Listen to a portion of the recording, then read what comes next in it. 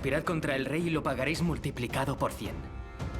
Soy tan temible como ellos.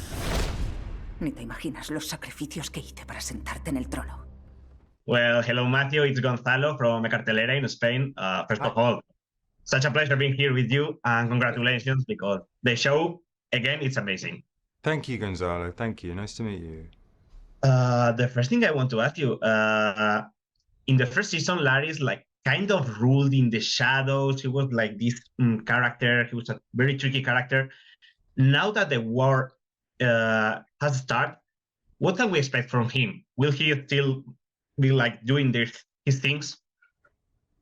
Yeah, I think you get to see him having to work a lot harder this season in a way you didn't in the first series. You get to see him really trying something and then failing and having to pivot and adapt and think quickly. So you really get a sense of what he's made of this season. Mm-hmm. How is it working in a character that he's probably the smartest in all of the Seven Kingdoms, but he's not the strongest and all that. So how is it working in a universe like this one, full of violence, working in a character so different? Well, he's had to. I think that he's had to. That's the muscle that he's had to sort of grow. Is his brain and his mind, because he doesn't have what other people have. So he's a product of his environment, and he's in that stage of his evolution. So yeah, I like people like that in a very masculine, physical world. People who are using their brains to get ahead. I admire. Yeah, that's what makes him so fascinating. Now I want to ask you, because in this season there is the promise that the war has started, so there will be more action, there will be more blood, there will be more deaths. So of course you can tell me anything, but in a scale of Game of Thrones universe, where is this season? How much will it grow? It's just like you said. It's just more. Everything's more blood, more death, more dragons, more drama, more emotion, and more complexity. I think characters are really compromised, and they're having to make awful decisions, because that's what you have to do in war. It's not going to the shops. You have to do stuff which has negative impacts, and you have to be able to sleep at night. So yeah, it's brutal. As I was saying, in this Game of Thrones universe, would you say that this season has reached the peak in terms of violence and all that, or the show has still to grow? I think we've even started yet, sadly. Oh, yeah. Oh, okay.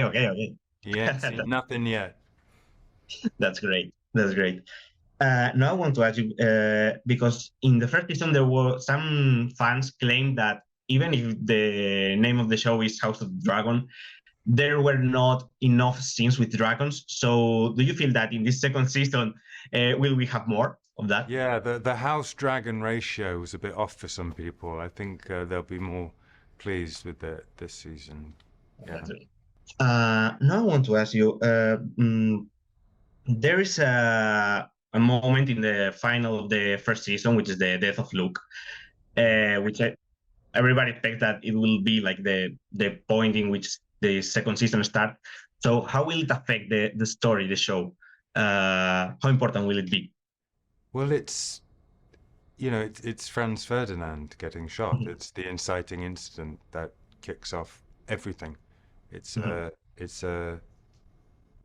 seismic event that changes the world. So now I want to ask you one last question, because in this show, in this second season, Miguel Sapochnik is not the showrunner anymore.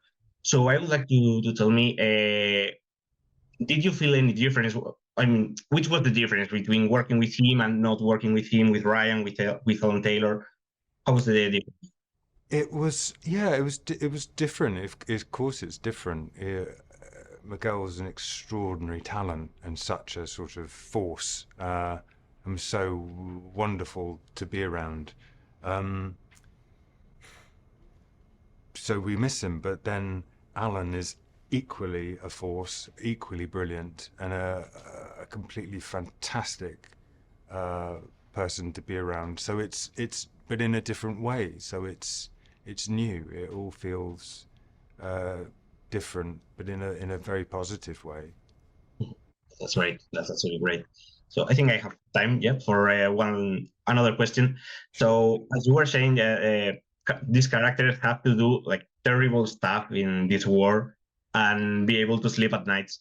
So in the first season, we all have this feeling that the greens were the bad guys, the blacks were the good guys. In the book, it's not really like that. And I don't know if you feel that in this second season, it will also change that nobody's going to be the good guys. Yeah, I mean, I don't think there are good guys in situations like this. I think it's a murky world, and I think it'll just continue to get murkier. I hope, but I think it'll be up to people to see where their hearts and heads go. Yeah. I think I guess you can't tell anything else. So, well, again, just I want to say congratulations, because again, this show it's really amazing, and it's been such a pleasure being here with you. So Thank you. Such a pleasure to talk to you. thank you very much. Thank you. Bye bye. ¡Armaos de valor! ¡Por Egon, el único rey verdadero!